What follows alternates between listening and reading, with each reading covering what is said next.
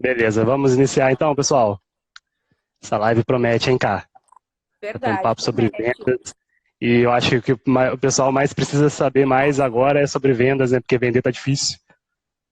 Verdade. Tá difícil, mas não tá, né? Eu acho que a gente tem muito da perspectiva de como a gente olha as oportunidades de mercado, né? Exato, A exatamente. gente até estava discutindo essa semana um pouco sobre vendas de uma forma geral e sobre negócios, né? Na vendas de forma indireta, mas sobre negócios. A crise, em todas as vezes que ela aconteceu, ela sempre construiu grandes negócios, né?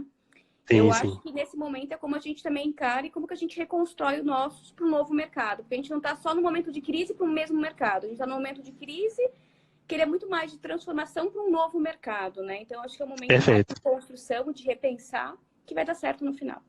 Mas, de Muito uma bom. forma geral, cara, é muito diferente como as pessoas percebem vendas, né? Todo mundo fala que às vezes vendas é matemática, vendas é ciência, mas no final das contas, vendas ela acaba sendo uma ciência muito mais voltada para comunicação e criatividade, sabe?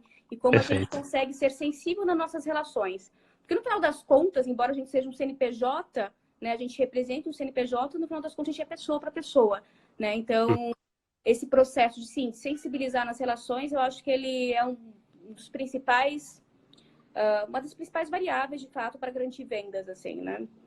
Perfeito. Investir na construção de relações. Isso a gente costuma sempre falar, por exemplo, quando você está andando na rua, por exemplo, você não cumprimenta nenhum desconhecido, né?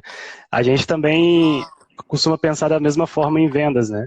Eu gosto de fazer negócios, eu gosto de comprar com quem eu normalmente me sinto familiarizado, né? E aí a gente não está falando só de números, só de técnicas e a parte matemática de vendas, vamos dizer assim, né?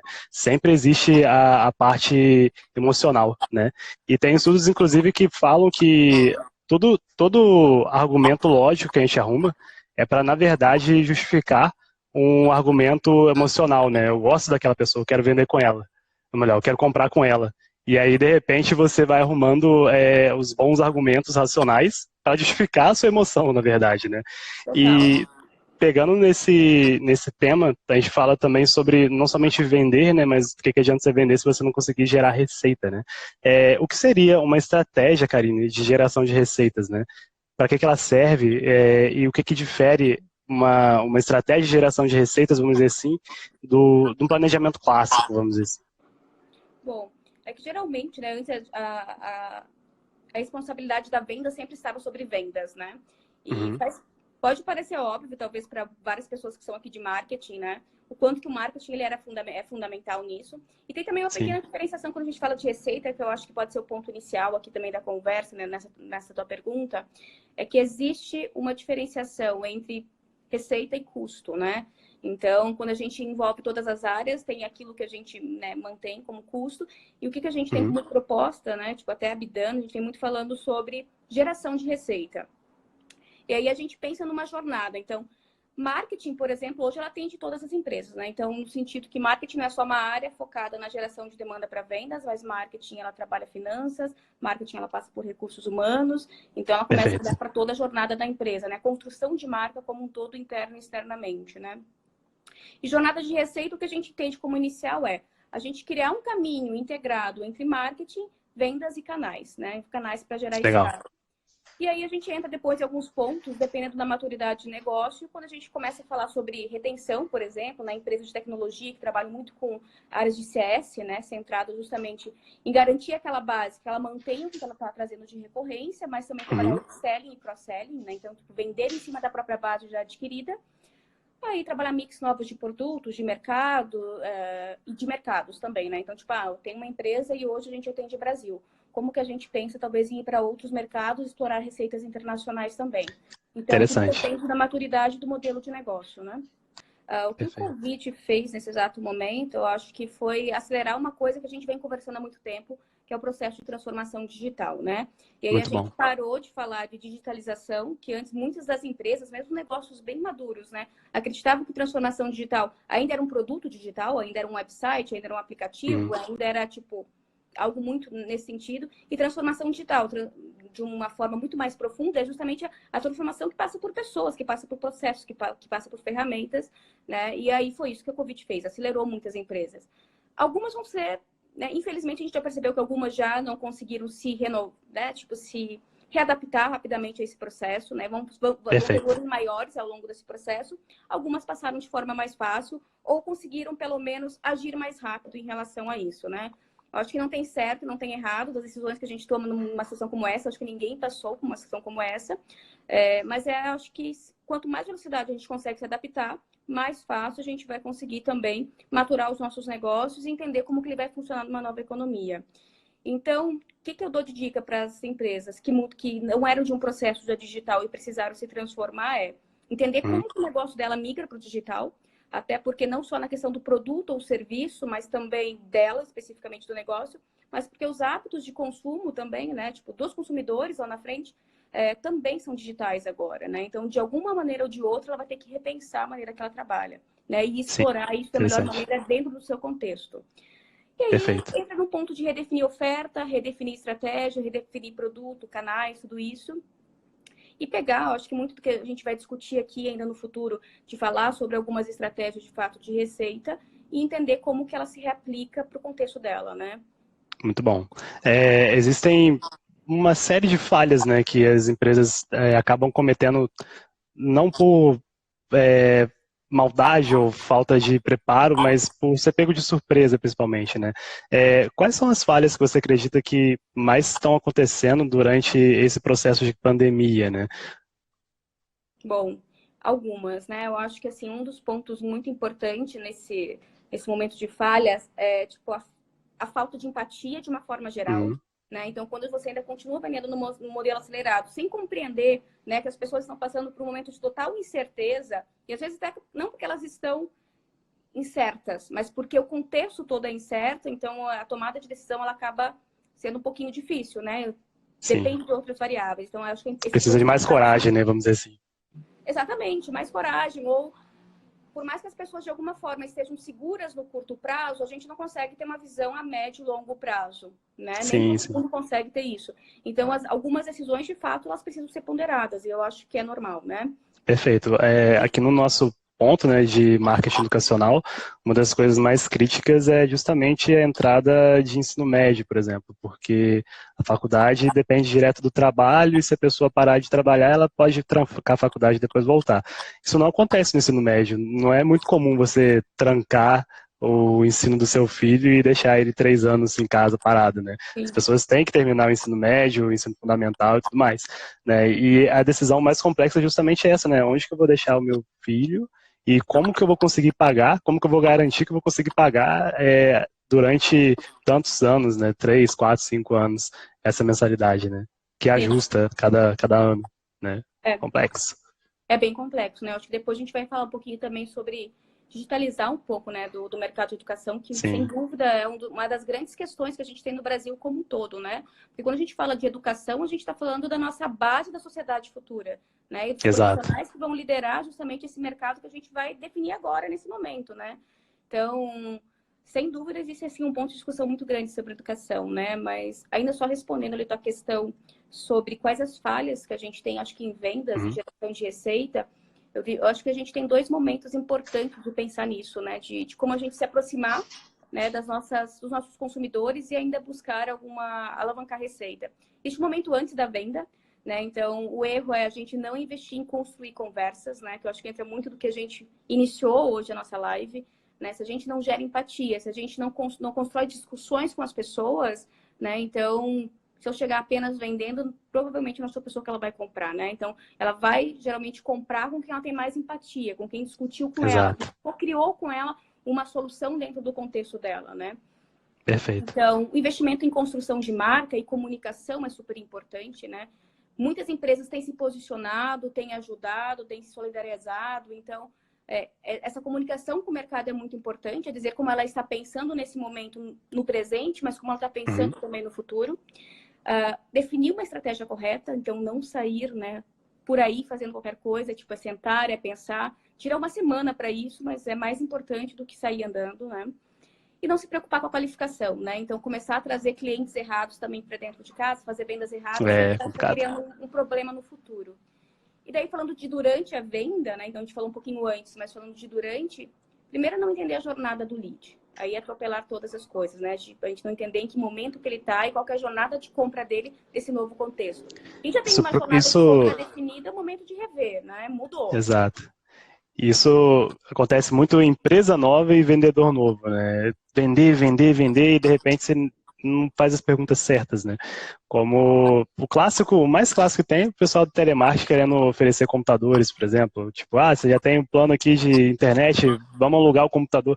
Cara, eu não preciso do computador. Você perguntou se eu preciso. Aí a pessoa perde pelo menos uns 30 minutos ali explicando as funcionalidades, etc. E vamos contratar? Não, não preciso. Então, entendeu? É bem complexo. Você não tem empatia, não perguntar sobre a jornada, não entender como as pessoas estão comprando. Pensando, né? Se E, comportando durante a exato, jornada, né? exatamente. E E aí, principalmente tentar vender alguma coisa que não faz sentido para aquele momento, né? total. Então, esse é um momento também muito importante, né? Definir quem é o teu cliente e como está se comportando nisso, né? Uma das coisas Perfeito. que o Balbino está trazendo aqui também é gerar um ambiente de negócios propício. Eu acho que sem dúvida, né? E também gerar valor na conversa, né? Então, se você só Sim. fala de produto, se você só fala de oferta, né? Então, é desgastante, né? É É chato, né? chato. Todo mundo odeia ser empurrado, né? Tipo, seja quando alguém te liga, né, para te oferecer alguma coisa, uma marca que você nunca viu antes, Uhum. né? Ou seja, quando você entra numa loja e você só quer olhar alguma coisa, as pessoas são, tipo, a vendedora tá em cima de você. É cansativo, né? Então, tipo, Exato. entender isso, né? É, também é importante não desistir de uma venda cedo demais, mas também saber quando parar, né? Eu acho que isso também entra de entender um pouco da jornada. Faz E todo também sentido. e aí eu acho que assim, uma dica para vendedores, de uma forma geral, que eu dou é justamente conduzir todo o processo, né? É ainda garantir que a venda esteja na mão do vendedor, esteja ainda com a gente, né? A gente conduzir o lead para esse momento de compra, mas não de uma maneira chata, mas tipo do momento Aham. de construir argumentos, né? E construir uma solução conjunta. Uma das coisas que rolou super bem pra gente aqui, a gente no mês de crise, no nosso primeiro mês de operação, a gente fechou 6 clientes novos, né? Então, Uau. como que a gente fez isso? Mas tipo assim, que a gente fala, não é mágica, não é, tipo, extraordinário, não é isso. É, tipo, é um momento de repensar. Então, a gente não veio com soluções prontas. A gente fala assim, beleza, como é que a gente constrói em conjunto, né? Vamos co-criar a Uhum. solução que você precisa, sabe? Então, tipo, você me dá teus insights, eu trago um pouco da minha experiência, a gente tem uma jornada aqui de trabalho e como que a gente vai encaixando tudo isso para a gente pensar lá no futuro. Né? Então, vem muito desse processo de conseguir ainda levar essa condução até o final, construindo bons argumentos e trazendo, né, o consumidor realmente também para co-criar contigo isso, né? Perfeito. Muito bom. Ele cria a própria oferta no final das contas, né? Exato. Existe sempre aquele clássico da pessoa marcar uma visita para ir conhecer o colégio. E agora que isso não existe mais, não pode, né? Conhecer o colégio tão fácil assim. Como é que as pessoas podem prosperar, as escolas, quer dizer, podem prosperar nesse contexto, na sua opinião? Boa. Não, beleza. Acho que tem duas coisas, né? Vamos olhar primeiro para o processo de uma forma geral, é digitalizar o processo. Então, acho Uhum. que não existe, não é fácil, porque a gente sabe que não é um mercado que está acostumado a trabalhar dessa maneira, mas também não é difícil, porque tem muitas soluções no mercado para isso. Né? Então, Perfeito. seja de serviços, né, como a própria React, por exemplo, né, apoiar justamente essas empresas a se posicionarem no digital, porque mais do que nunca agora elas vão precisar disso, né, mas acho que depois a Sim. gente tem estratégia de uma forma geral, mas em processo é digitalizar o processo de matrícula. Simples, né?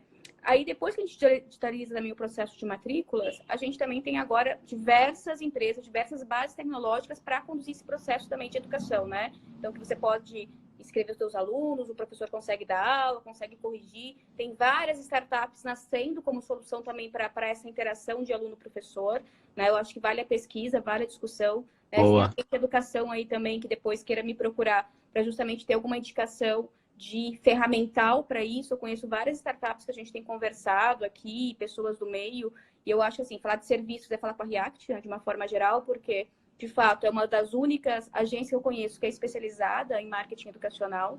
E aí entra Uhum. nesse processo, né? Então, tipo, se eu digitalizo o processo, né, da matrícula e da aula, aí a gente tem que entrar no processo de como eu me posiciono no digital também para gerar isso, né? Então, Sim, é como de fato, conquistar o cliente no digital, né? exatamente. E aí a gente tem que vir com conteúdo muito forte, né? Então, além de ter, assim, o óbvio, que é um site, né? Um site funcional, né? Bacana, com conteúdo, de uma forma geral, né, contando a história, aí a gente precisa criar argumentos para essas matrículas, né? Então, se o Sim. processo está claro, é como a gente cria argumentos. Aí a gente entra em vários pontos. Então, acho que a produção muito de artigos mesmo, como que, né, a escola fomenta discussões na sociedade, com os alunos, como ela pensa, trazer, talvez, depoimentos é muito importante, né, de pessoas que já estudaram, que estão estudando, criar sequência de webinars também. Que mais que eu até anotei aqui? Tem também agora, né, tipo, fazer vídeos da estrutura mesmo, né? Essas escolas, em algum momento, elas vão voltar. Talvez não no mesmo Sim. formato e tudo mais, mas, tipo, contar, né? Colocar fotos de como que é a estrutura, se isso é importante, né? Quantas escolas passaram anos investindo em estrutura, né? Exato, Então, exato. em algum momento, é como talvez reaproveitar essas estruturas, né? Então, tipo, contar essa história de como que vai ser pós-Covid e como que isso vai atender, né? Então, gerar essa relação humana mesmo nessa comunicação, acho que vai ser muito importante. E também acho que um argumento muito forte que me faria comprar um produto, assim, né? Tipo um curso ou tipo, Uhum. matricular em alguma coisa, é justamente se eu tivesse tipo, a minha jornada digital do aluno. Né? Então, tipo, como que a gente vai trabalhar agora nesse modelo digital, né? Durante, tipo, enquanto a gente não volta, como que vai ser? Como que vai ser essa nossa troca, né? Em que momento que a gente se troca, como é que eu sou avaliado, como é Exatamente. que a gente interage. Então, tudo isso são argumentos muito fortes que deixam a matrícula muito mais fácil, né? A venda muito mais fácil também. Não, tem um ponto interessante também que você falou, que é como fazer a pessoa se sentir acolhida da forma que ela se sentiria fazendo a visita, né? O clássico da visita tem duas coisas que importam muito. Primeiro, a estrutura do colégio. A energia que você sente por causa do, do ambiente que está ali, né? O planejamento do ambiente, o design de interiores, o paisagismo, todas as escolas que eu já entrei sempre no mínimo tem que ter um jardinzinho, alguma coisa assim para as crianças terem contato, né?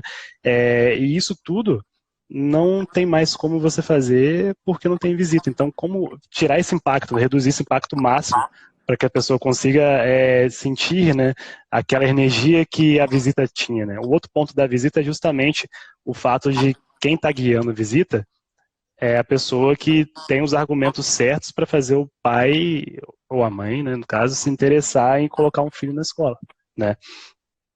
Como levar esses argumentos para um site, como levar esses argumentos para um chatbot ou para um WhatsApp, seja lá o que for, né? É muito complexo, mas é um caminho interessante que a gente está trilhando lá na agência, está muito bacana. Eu acho que sim, é totalmente possível, né, criar tipo, experiências digitais. Eu participei de um projeto muito importante, não vou citar o nome aqui, né, para não fazer merchan Ó. especificamente, mas que a gente teve um desafio que, bem isso, nem existia Covid, né, nem existia esse Uhum. termo ainda, mas, tipo, eles vieram com uma proposta mesmo, buscando uma solução com a gente de como que eu transformo a minha experiência off, porque eles são reconhecidos no mercado de uma forma indiscutível da experiência que eles dão offline, né, nos lugares onde eles atuam, e como que eles transformam isso para essa jornada digital. Sim. Então, é possível, sabe? Existiu uma entrega em cima disso, né? Antes do Covid, ainda bem que agora eles já conseguem experienciar isso, né? Tipo, online, nas plataformas deles. Mas, tipo, é possível, né? Eu acho que existem trabalhos, existem ferramentas, existem também formatos de conteúdo que podem aproximar essa experiência. A Gabriela também comentou aqui. Ela pensou em comentar isso, mas pensou que falaria besteira, mas um tour pelas estruturas da escola, tipo aqueles vídeos de pousada, seria uma opção viável. Não é besteira não, Gabi, é isso mesmo que a gente está falando, porque é uma das formas que você tem para sentir a energia da escola, né? Porque pelo menos a gente espera que uma hora as coisas voltem ao normal e os alunos vão acessar a estrutura, né? Não ter Total. somente aulas online para sempre, né? O mercado de construção civil, que é um mercado bem diferente de educação, já vem tomando essas iniciativas já faz algum tempo, né? Então, eles vêm usando, por exemplo, muito drones, já faz uns 2 anos, justamente para fazer Legal. a filmagem de estruturas e tudo mais. Eles faziam os decorados virtuais, né? Então, tipo, em vez de você ir no decorado, então, tipo, eles pegavam, informavam esses decorados virtuais, você fazia um tour virtual nos apartamentos. Então, tipo, talvez pegar um pouco dessa inteligência de um mercado que é totalmente diferente de construção civil, mas, tipo, tem muito case por aí, tem muita coisa legal de se ver, e como que pego isso, né, como uma ideia inicial para transformar para o mercado educacional, talvez, né? Então, Bacaníssimo. e aí tem uma outra coisa importante, até que eu não falei antes, mas que é fundamental e que eu acho que deve ser primordial nesse momento até, se você não tem esforço, por exemplo, de prospecção ativa, é para vender clientes da base, né? Então, são clientes que você já adquiriu, né? Que você já tem Revenda, um né? curso de Upsell. aquisição. Exatamente. Então, como que Perfeito. eu pego esse cliente, por exemplo, e ofereço um serviço ou um produto novo, né? E aumento esse ticket que ele paga para mim. né? Ou vendo um novo projeto para ele, porque ele já teve uma experiência comigo, então o ciclo de vendas é menor, a relação de confiança já foi, né, já aconteceu, já criei valor, então são caminhos que podem ser feitos também. O Ou CAC já não existe, né? O custo de aquisição de cliente já foi pago, pelo menos, né? E aí, além disso, se você está se relacionando com essa base, você está segurando uma outra ponta muito importante em receita, que é tipo churn, né? Então, tipo, não perder o cliente. Retenção, Você está exato. engajando com ele. Exatamente, retenção, né? Falando em português para até termos mais acessíveis, é bem isso. De reter esse cliente, né? Então, você não está só garantindo, quem sabe, um ticket maior com ele, mas está principalmente no mínimo que ele continue pagando aquilo que ele já paga geralmente para você, né? Naquele Perfeito. serviço, naquele produto. Então, que também é muito importante. Até porque a gente tem isso bem enraizado na cabeça que para eu vender para alguém, essa pessoa tem que primeiro estar satisfeita comigo, né? Então, para ter esforço de vendas para revenda, né? Primeiro, o vendedor naturalmente vai dar uma olhada no projeto, vai ver, ó, tá rodando bem, o que tá faltando para rodar bem, vai tentar dar uma acelerada aí, né? Exatamente. Isso é muito bom. Você falou também sobre estrutura de canais, né? Existe um ponto lá na agência que a gente está prospectando, ou melhor, a gente está tentando fazer uma parceria para vender por canal para uma rede de ensino, uma rede de educação que tem 800 e poucas escolas. Então, tipo, olha só que interessante. Se eu consigo prospectar e ganhar a confiança de um player no mercado que já tem uma rede, eu vendo por canal para essa rede, né? Fica muito mais barato para mim fazer a venda, fica muito mais interessante para ele, porque ele está fortalecendo o próprio ecossistema.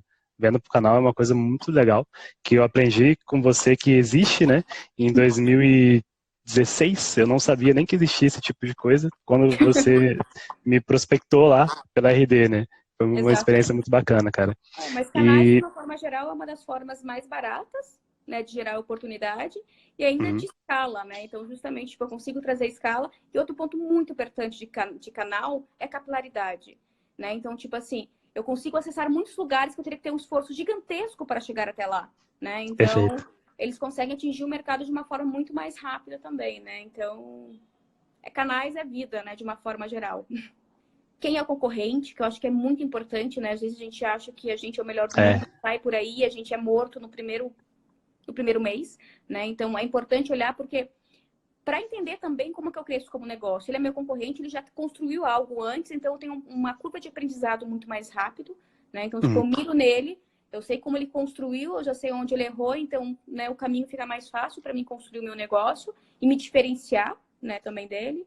Tem metas claras, né? Tipo, se a gente tem um negócio que a gente começa sem meta, a gente tá sempre a Deus complicado. dará. Então, quando a gente mira em algum lugar, a gente corre para aquele lugar e aí a gente tem um plano de ação para chegar naquele lugar, né? Então, isso vai fazer com que a gente tenha consistência, né, nos nossos trabalhos. Eu acho que é super importante.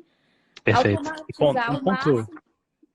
Desculpa, um ponto legal sobre essa parte das metas é o seguinte, para quem está começando um novo negócio ou para quem está empreendendo, um negócio que herdou, ou simplesmente comprou uma parte ou algo do tipo, é perigosíssimo não fazer metas porque não tem ninguém para te cobrar. Então, aquele plano de ter a melhor agência de marketing educacional que existe no Brasil pode ficar para amanhã e ninguém vai reclamar, entendeu? É o meu caso. E então, se eu não faço uma meta, não faço as metas e não persigo esses resultados para realmente conseguir emplacar a estratégia, eu vou continuar seguindo as coisas da forma que elas estão, não tão ruim, mas não é isso que eu quero, né? É interessante você crescer, traçar uma meta e realmente persegui-la de verdade, né? Total, até porque assim, a meta vai dizer muito do tamanho do nosso negócio, né? Porque se Sim. eu coloco uma meta, justamente qual é o valor que eu quero faturar, vamos botar que a minha meta seja por faturamento, pode ser diversas metas, né? Mas é justamente esse faturamento que vai dizer quanto de recurso que eu vou ter para investir, né? Então, tipo, Exato. quantas pessoas que eu vou precisar do meu time, de qual ferramenta que eu vou contratar, e se daí eu não tenho esse planejamento, eu nunca vou saber para onde eu tô andando, né? Pessoal, essa foi a Karine Morandi, sócia da Abidone, uma empresa de geração de receitas e estratégias de vendas, tá? Sigam a Abidone no Instagram, sigam a Karine aí também, K Morandi, tá? Karine, muito obrigado, você foi a pessoa que eu falo para as outras pessoas, quem me ensinou a vender de verdade foi a Karine.